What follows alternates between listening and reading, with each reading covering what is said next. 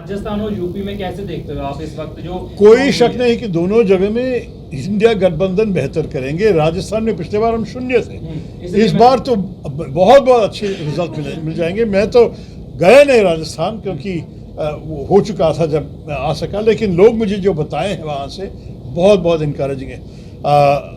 मेरे ख्याल में यूपी में भी आपको पता है कि हर चरण में अलग अलग सीटें वोट कर रहे थे, लेकिन हर बार जो खबर आ रही थी वहाँ से कि ये सब बदल जा रहा है कि भाजपा के जितने 65 या कुछ सीट थे पहले उतना भी नहीं मिलेगा इस बार। वो कह रहे थे कि वो बढ़ते जाएंगे, अब नीचे होने वाला है Bhajpa.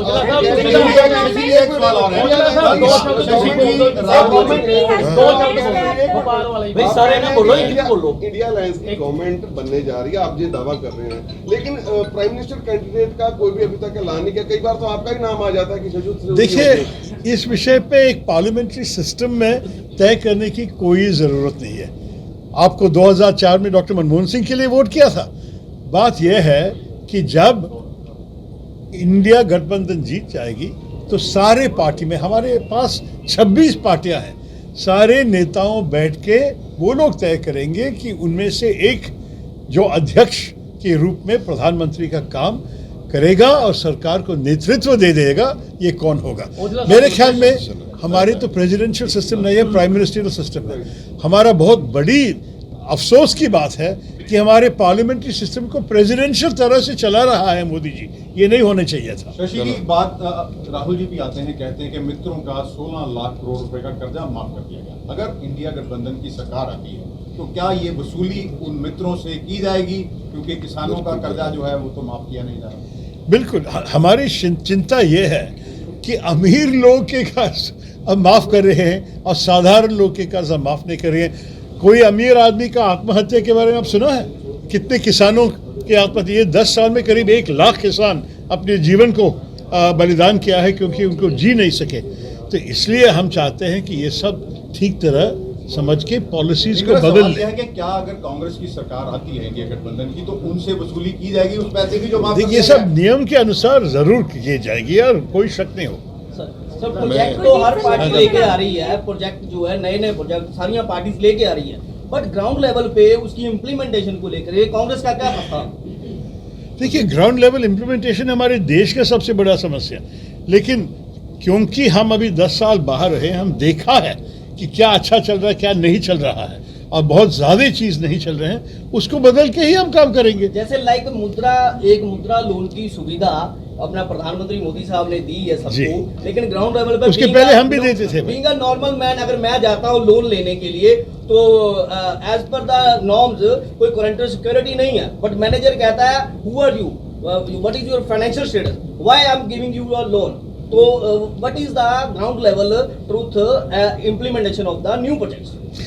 Correct. I mean, on this one, as far as the BJP policy is concerned, they'll have to speak for themselves.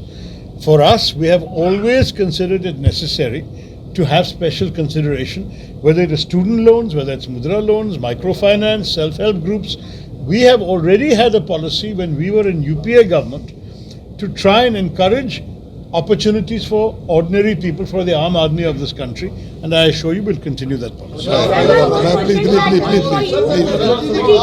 मैं बेनती करने चाहना प्रोफेशनल कांग्रेस दे ऑल इंडिया दे इन्होंने अपनी पॉलिसी डिस्कस कीतियां ने सारे जिहड़े बिजनेस हाउस सी उन्हां दे नाल जिहड़े NGO सन जिहड़े साडे प्रोमिनेंट जिहड़े अमृतसर दी आवाज़ चुकदे नहीं दे उत्थे असीं गल अमृतसर दे ट्रेड दी कीती जिहड़ी रिवायती इंडस्ट्रीज़ ने चाहे वो MSME है उन्होंने सारिया दोबारा तो रिवाइव कराने वास्ते स्टेट तो एक असी सरकार बन जा रही है वो असी क्या कि सानू कंसिडर करो कोई स्पैशल पैकेज दिता जाए बॉर्डर वास्ते जिहड़ा ट्रेड है वाघा राही शुरू होना है वो डिस्कशन हुई है जी 200% कस्टम ड्यूटी है इमीजिएटली सरकार बनते असी इन्होंने रिक्वेस्ट की है कि 1-2 मीटिंग के पॉलिसी देख के वो फैसला लिया जाए उन्होंने रिमूव किया जाए क्योंकि पहला व्यापार हम उधरों भी हो रहा फिर जो अमृतसर के टूरिज्म है उन्होंने असी बेहतर बनाने वास्ते इन्होंने गलबात चर्चा हुई है और जोड़ा एक एग्जीबिशन सेंटर है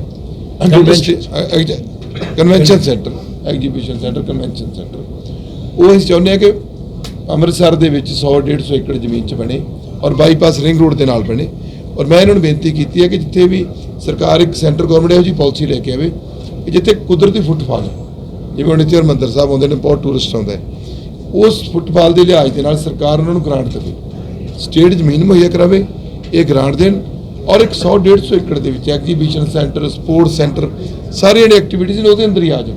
ਕਿਉਂਕਿ ਜਿਹੜਾ ਹੁਣ ਜੋਗਾ, ਹੁਣ ਜੇ ਤੁਸੀਂ 4000 ਬੰਦਾ ਇਕੱਠਾ ਕਰਨਾ ਤੇ 4000 ਕਾਰ ਖਿਲਾਰਨ ਦਾ ਤੁਹਾਨੂੰ ਪ੍ਰਬੰਧ ਚਾਹੀਦਾ, 4 ਦੀ ਬਜਾਏ 5000 ਕਾਰ ਹੀ ਖਲੋਣੀ ਹੈ।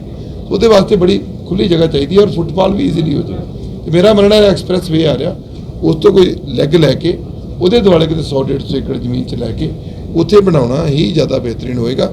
ਉੱਥੇ ਅਸੀਂ ਚਰਚਾ ਕੀਤੀ ਹੈ, ਏਅਰਪੋਰਟ 'ਤੇ ਚਰਚਾ ਕੀਤੀ ਹੈ ਔਰ ਜਿਹੜਾ ਮੈਡੀਕਲ ਟੂਰਿਜ਼ਮ ਹੈ ਉਹਦੇ 'ਤੇ ਚਰਚਾ ਕੀਤੀ ਕਿ ਅੱਛਾ ਹਸਪੀਟਲ ਅੰਮ੍ਰਿਤਸਰ ਹੋਣਾ ਚਾਹੀਦਾ। ਔਰ ਇਹਨਾਂ ਨੇ ਵਿਸ਼ਵਾਸ ਦਿਵਾਇਆ ਕਿ ਸਰਕਾਰ ਪਰਮਾਤਮਾ ਕਰੇ ਬਣੇਗੀ 4 ਤਰੀਕ ਨੂੰ ਔਰ ਇਹ ਸਾਡੇ ਵਕੀਲ ਹੋਣਗੇ।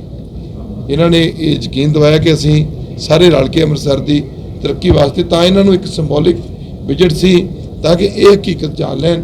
ਇਹਨਾਂ ਦੀ ਗੱਲ ਜਿਹੜੀ ਹੈ ਕੱਲ੍ਹ ਨੂੰ ਮੈਂ ਲੈ ਕੇ ਜਾਵਾਂ ਜਾਂ ਸਾਡੀਆਂ ਜਿਹੜੀਆਂ ਟ੍ਰੇਡਰਸ ਯੂਨੀਅਨ ਨੇ ਉਹ ਜਾਣ, ਇਹਨਾਂ ਨੂੰ ਗੱਲ ਪਤਾ ਹੋਵੇ, ਇਹ ਉਹਦੇ 'ਤੇ ਸਾਡੀ ਮਦਦ ਕਰ ਸਕਣ।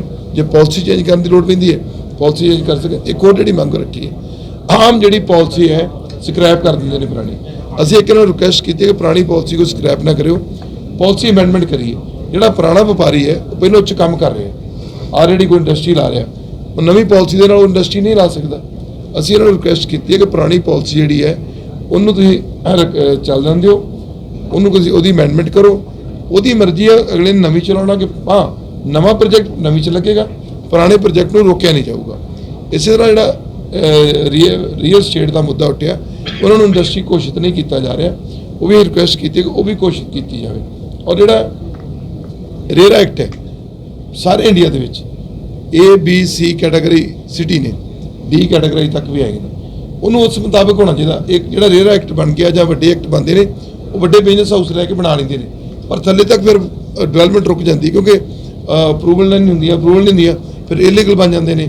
ਫਿਰ ਉਹ ਸਰਕਾਰਾਂ 'ਚ ਇਲੈਕਸ਼ਨ ਤੁਰੀਆਂ ਰਹਿੰਦੀਆਂ ਨੇ, ਸਰਕਾਰ ਉਹ 'ਚ ਛੋੜ ਦੇ ਦਿੰਦੀ ਹੈ, ਫਿਰ ਉਹ ਦੁਬਾਰਾ ਬਣ ਜਾਂਦੇ ਨੇ। ਸੋ ਇਹਨਾਂ ਨੂੰ ਮੈਂ ਇਹ ਗੱਲ ਕਹੀ ਹੈ ਕਿ ਜਿਹੜਾ ਵੀ ਐਕਟ ਆਉਣਾ ਹੈ, ਜਿਵੇਂ ਰੇਰਾ ਹੈ, ਕੋਈ ਪਾਲਿਸੀ ਹੈ, ਇਹਨਾਂ 'ਤੇ ਸਾਨੂੰ ਇੱਕ ਅੱਛੇ ਡਿਸੀਜਨ ਲੈਣੇ ਪੈਣਗੇ ਔਰ ਅਸੀਂ ਲਵਾਂਗੇ ਵੀ। ਸਰ ਅੰਮ੍ਰਿਤਸਰ 에ਅਰਪੋਰਟ ਤੋਂ ਆਲਰੇਡੀ ਵਪਾਰ ਚੱਲ ਰਿਹਾ, ਐਕਸਪੋਰਟ ਹੋ ਰਹੀ ਹੈ, ਉਹਦੇ ਵਿੱਚ ਕੋਈ ਡਿਊਟੀ ਦਾ ਚੱਕਰ ਨਹੀਂ ਜਾਂ ਪਾਕਿਸਤਾਨ ਦੇ ਨਾਲ ਕੋਈ ਚੱਕਰ ਨਹੀਂ ਹੈ। ਉਹ UK USA ਹਰ ਮੁਲਕ ਦੇ ਵਿੱਚ ਜਿੱਥੋਂ ਐਕਸਪੋਰਟ ਹੋ ਰਹੀ ਹੈ ਉਸ ਨੂੰ ਪ੍ਰਮੋਟ ਕਰਨ ਵਾਸਤੇ ਕੋਈ ਤੁਹਾਡਾ ਪ੍ਰਸਤਾਵ? ਦੇਖੋ ਉਹਦੇ ਲਈ ਸਟੇਟ ਗਵਰਨਮੈਂਟ ਨੂੰ ਐਫਰਟ ਕਰਨੇ ਪੈਣਗੇ। ਸਟੇਟ ਗਵਰਨਮੈਂਟ ਅੱਗੇ ਆਵੇ, ਸਟੇਟ ਗਵਰਨਮੈਂਟ ਡਿਵਰਸੀਫਿਕੇਸ਼ਨ ਕਰੇ। ਇਹਦੇ 'ਚ ਆਪਣਾ ਐਗਰੀਕਲਚਰ ਸਭ ਤੋਂ ਵੱਡੀ ਜ਼ਰੂਰਤ ਹੈ, स्टेट गवर्नमेंट होनी। ਅਸੀਂ एक यूटिलिटी माल सर हमने पास करवाया यहाँ अमृतसर में, सेंट्रल गवर्नमेंट की स्कीम है।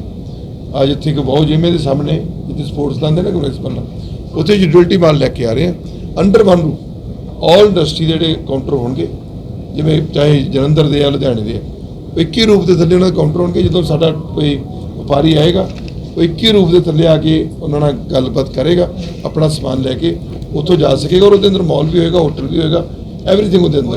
औला साहब सवाल हिंदी में इसलिए पूछ रहा हूँ शशि जी, आप भी जान लें।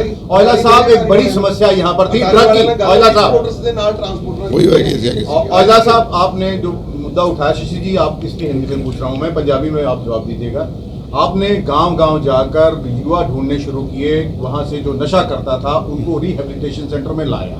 आपने खुले तौर पर सीएम को ये चैलेंज किया था कि पुलिस वाले और कुछ ऑफिसर्स का एक नेक्सस बना हुआ है, मैं उनको लिस्ट बताने के लिए तैयार हूं, इंटेलिजेंस को लोगों के नाम बताने के लिए तैयार हूं जो इस रैकेट को चला रहे हैं और जो एक माफिया संगठित बन चुका है। क्या आप अब जो इस चीज को, मुख्यमंत्री ने तो आपसे पूछा नहीं, तो क्या उनको ये चीज सारी बताएंगे, एक प्लान बना के देंगे उनको कि ये पंजाब की समस्याएं हैं और इन चीजों का ये लोग हैं जो पंजाब को बर्बाद। देखो मैं एक स्पष्ट करना चाहता हूँ, जब तक मुख्यमंत्री होम मिनिस्टर इसको नहीं खत्म करना चाहेंगे, कोई MP बन जाए, कोई MLA बन जाए, नहीं खत्म कर पाएंगे। This is a big problem, this is a mafia.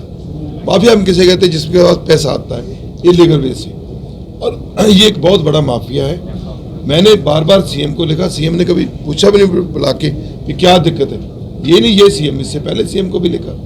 लेकिन मेरा मानना है कि हम केंद्र गवर्नमेंट को भी क्या बोलेंगे, इसके ऊपर कुछ सख्ती करें, या तो सरकार को फाइनेंशियली हेल्प बंद हो कि जब तक आप इसके जो इसको तो फाइनेंस नहीं चाहिए, सरकार के पास पुलिस है, तंत्र है, उसको एक्टिव करना है। सरकार एक्टिव कर नहीं रही तो फिर हमें कोई ना कुछ सेंटर को कुछ सख्ताई लेके आनी पड़ेगी। उसके लिए हम करेंगे क्योंकि जो सब्जेक्ट है, होम सब्जेक्ट है, ये स्टेट सब्जेक्ट है, लेकिन हम इसको मजबूर करेंगे कि ये सरकार इसके ऊपर सख्ताई करे, नहीं तो कोई ना कोई इसका प्रावधान सर सर, आम आदमी को दो चीजों की जरूरत है आज की डेट में, पढ़ाई और दवाई। पढ़ाई और दवाई पे क्या कांग्रेस कर रही है? सर मैंने सबसे ज़्यादा खर्चा जो मेरा पीरियड है, स्कूल बनाए सर मैंने 450 प्राइमरी स्कूल को एलिवेट किया, क्योंकि जब तक प्राइमरी एजुकेशन ठीक नहीं होगी वो ठीक नहीं हो सकता। गुरु नानक देव हॉस्पिटल में कैंसर इंस्टीट्यूट बन गया सर, और न्यूरोलॉजी डिपार्टमेंट, रेडियोलॉजी डिपार्टमेंट सब पे काम हो रहा है। मैंने एम्बुलेंस दी वहाँ।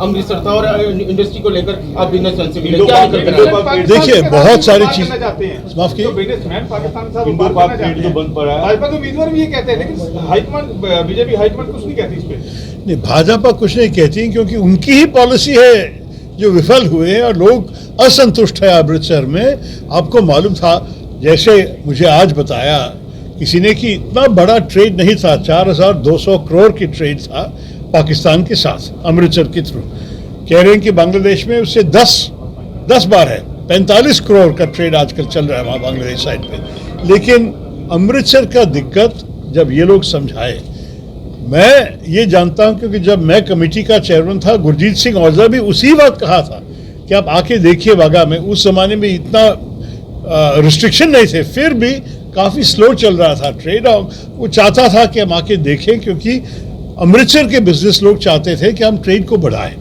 अब बढ़ाने के अलावा कम हो गए चल रहा है, उसको मजबूत करने के लिए गुजरात से होता है ट्रेड, लेकिन हम देखिए दोनों को चिल्लाएंगे तो मैं कैसे समझू? एक आदमी बोलिए ना। हो रहा है, हम पंजाब से समझते हैं क्योंकि गुजरात से ट्रेड हो रहा है, बाकी पोर्ट से ट्रेड हो रहा है, बाकी पोर्ट से ट्रेड हो रहा है, लेकिन अमृतसर से क्या पंजाब से भेदभाव हो रहा है? तो काफी परिवार भी अफेक्टेड है, कुली परिवार काफी अफेक्टेड, जब से इंदो पार्क हो गए। देखिए हमारी इरादा है कि ये सारे पॉलिसी रिव्यू हो जाए, क्योंकि नई सरकार तो नई पॉलिसी ही बनाएंगे। एक उदाहरण है ये जो कस्टम्स ड्यूटी जो लगाए हैं, ये भाजपा जो किया है, ये किया पुलवामा की बात, करेक्ट, 10 गुना बढ़ा करके टैक्स लगाए, उसके बाद बिजनेस प्रॉफिटेबल नहीं रहा। तो हम चाहते हैं कि हम भारतीय लोगों के हित में भी सोचें कि अगर हमारे लोग इसका विक्टिम हैं तो आप पाकिस्तान को क्या सिखा रहे हैं ये सब टैक्स लगा के? हमारे लोग को दिक्कत आ रही है ना। तो ये सारे पॉलिसी को हम दोबारा स्टडी करके तय करेंगे क्या करना है। लेकिन अब ये भी जानिए कि हम लोग सुने हैं, इस पार्टी सुनते हैं, ये नहीं कि वन वे डायलॉग हो, जैसे मन की बात सुनाए लेकिन दूसरों की मन की बात सुनते नहीं है। हम ऐसे नहीं, हम सुनते हैं। और आज जो ये 1.5 घंटे की बातचीत में अमृतसर की तरफ जो मैंने सुना, और मैं जो जितने भी जवाब दे सका, मेरे ख्याल में इस किस्म की डायलॉग की बड़ी जरूरी है और हम पॉलिसीज को बदलने के लिए तैयार हैं। एक बात भाजपा कह रही है कि 400 पार, लगातार उनका ये है कि अभी तो उन्होंने ये भी कहना शुरू कर दिया कि हम करके हैं 400 पार। तो आपको क्या लगता है, एक तो वो लेके जाएंगे, और कांग्रेस इंडिया अलायंस कितना कॉन्फिडेंट है, और क्या नंबर है आपका? क्या आप स्पष्ट? देखिए नंबर बताना तो मेरे ख्याल में उपयोगित खेल नहीं है, क्योंकि नंबर तो कोई भी कुछ भी कह सकता है। अंत में सिर्फ जून 4 को हम जानेंगे असली नंबर। एग्जिट पोल नंबर भी ठीक नहीं होता है, तो मैं अभी कहता हूं कि प्रथम जून को जब एग्जिट पोल निकलेंगे वो भी फाइनल नंबर नहीं, आप जून 4 तक इंतजार करनी चाहिए। लेकिन 400 पार नामुमकिन है। अगर मोदी जी को गारंटी चाहिए, मैं गारंटी देता हूं कि 400 नहीं पार कर पाएंगे, ये नामुमकिन है। मेरे ख्याल में जो मैं देखा, जैसे मैंने कहा, मैं पूरे देश में प्रचार करके ये बोल रहा हूं कि मुझे काफी स्पष्ट हुआ है कि 300 भी नहीं पार करेंगे। भाजपा का बहुत बड़ा प्रश्न है कि क्या उनको सारे उनके सहयोगी के साथ भी मेजॉरिटी पहुंच सकेंगे। हमें लग रहा है कि मेजॉरिटी नहीं मिलने वाली है भाजपा को, और इसलिए हम कहेंगे कि इंडिया गठबंधन तैयार है सरकार बनाने के लिए जून 4 को या जून 4 के बाद। और उसमें मुझे ज़्यादा शक नहीं दिखता, क्योंकि पूरे देश में हर चरण में हमने यही देखा है कि भाजपा का हाल बुरा होते रहते हैं। और जैसे किसी ने पूछा, प्रधानमंत्री के बोलने में ही ये समझ गया कि उनका मन बहुत ट्रबल्ड हो गया है, कि उनको लग रहा है कि अभी उनका हार कंफर्म हो गया। इंडिया गठबंधन की अगर सरकार बनती है तो क्या अमृतसर से गुरजीत औजला को कोई जिम्मेदारी दी जाएगी? बीजेपी वाले ये कहते हैं कि अगर हमारी सरकार बनती है तो 2 बारी हार कर भी हमारा बंदा जो है मंत्री बनाए। अगर इंडिया जैसे आप दावा कर रहे हैं बनती है तो क्या गुरजीत सिंह औजला को कुछ देखिए, जिम्मेदारी दी जाएगी केंद्र में? ये जवाब तो मैं नहीं दे सकता क्योंकि मुझे कोई हक नहीं है मंत्री बनाने के लिए, लेकिन मैं ये से बताऊंगा कि गुरजीत का काम जो हम सब देखे हैं 7 साल से, ये बहुत अच्छा काम है, बहुत सिंसियर काम है, बहुत हार्ड वर्किंग प्रतिनिधि है अमृतसर का, वो बिल्कुल लायक है। ये लायक है बताने में मुझे कोई दिक्कत नहीं है, लेकिन अंत में तय करने का मुझे कोई हक नहीं है बताने के लिए। को पता है कि कांग्रेस का अध्यक्ष है, उनसे पूछिए। Sir, Sir, today in UP और Punjab, Rajasthan 90% of youth has been indulged in drugs. So what the steps would be taken by the Congress if they come into the... So 90% seems to be a bit high, but definitely there is a real problem of drugs and particularly smuggling from Pakistan. We have seen it by the land, we've also seen it by sea. There have been cases in which unfortunately large thousands of crores of drugs have been intercepted. So we know there is a problem. What we have to do is really tighten law enforcement. And inside Punjab, the police have got to do a better job, not only at the borders when it comes in, but also when it's distributed within the cities and within the towns. It is a very dangerous problem. And I might add one more thing, I'm not passing the blame, but if the economy were better, young people would have better things to do than waste their money and their time on drugs. Part of the problem is people who are unemployed, who have no hope in life, they are the ones who are also tempted by this. So that also we will do. तो बढ़ते बढ़ते जा रहा हूँ क्योंकि जहाँ भी मैं गया, और मेरे केरल के वोटिंग सेकंड फेज में थे, उसके बाद तो मैं पूरा देश चला हूँ, और जो मैं देख रहा हूँ, जनता भाजपा से थक गए। वो लोग बिल्कुल इस सरकार को वापस ले आने का इरादा नहीं है। उनके जो हार्डकोर सपोर्टर्स हैं वहाँ भी ज़्यादा आवेश नहीं देख रहे हैं, ज़्यादा ऊर्जा नहीं देख रहे हैं उनके लिए।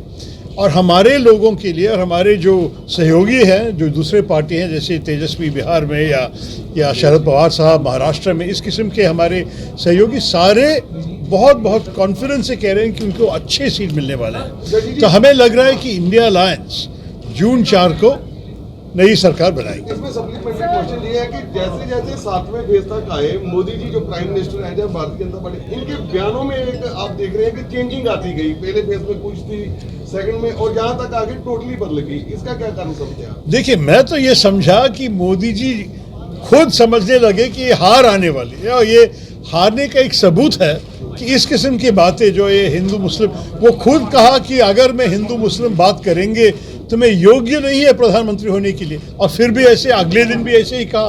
तो मेरे ख्याल में उसका मन जरा सा बिगड़ गया, क्योंकि भी हार, उनका विफलता अभी साबित हुआ है, उनकी भी बन गई। मोदी साहब कहते हैं कि वोट बैंक के लिए कांग्रेस अगर मुजरा करें तो करें, मुझे कोई फर्क नहीं पड़ता। और इसके साथ ही वो कह रहे हैं कि मैं बायोलॉजिकल, मुझे लग रहा है कि मैं बायोलॉजिकल नहीं हूँ। तो क्या समझते हैं कि आप भी ये समझते हैं जैसे बीजेपी वाले समझने लग रहे हैं कि वो भगवान का अवतार है? देखिए, पहली बात यह है कि क्या ना भगवान से ना एक प्रधानमंत्री से हम इस किस्म की भाषा सुनना अच्छा लगता है। क्या आप मुल्ला, मटन, मंगलसूत्र, मुजरा, ये सब एक प्रधानमंत्री के लफ्ज़ है क्या? मुझे तो बहुत अच्छा नहीं लगता, जब, क्योंकि हम सब सम्मान देते हैं, सब इज्जत देते हैं। प्रधानमंत्री स्थान तो सारे भारतवासियों का है। तो जब हम देखते हैं कि प्रधानमंत्री उस स्थान से इस किस्म के लफ्ज़ इस्तेमाल करते हैं तो हमें तो बहुत बुरा लगता है, पहली बात। दूसरी बात यह है कि ये वोट बैंक की बात आपको अच्छी तरह मालूम है कि हमारे देश में अगर एक पार्टी है जो सबके नाम में काम करते हैं और सबको एक साथ लेके जाना चाहते हैं तो कांग्रेस पार्टी है। शुरुआत से ही हमारे जो रेपुटेशन है इस देश में कि कोई भी भारतवासी नहीं है जिनके लिए एक जगह नहीं है कांग्रेस पार्टी के अंदर। तो कौन है वोट बैंक? पूरा देश है हमारा वोट बैंक। धर्म की राजनीति को छोड़ करके इंडस्ट्री लेवल पे क्या ला रही है कांग्रेस? अपना पंजाब वास्ते की भला कर सकती है सेंटर की सरकार, क्योंकि वितकरा हमेशा होता थी, इस बार की सोचे? माफ कीजिए, मैं पूरा समझा नहीं आप। Punjab's voters have always been in a dilemma.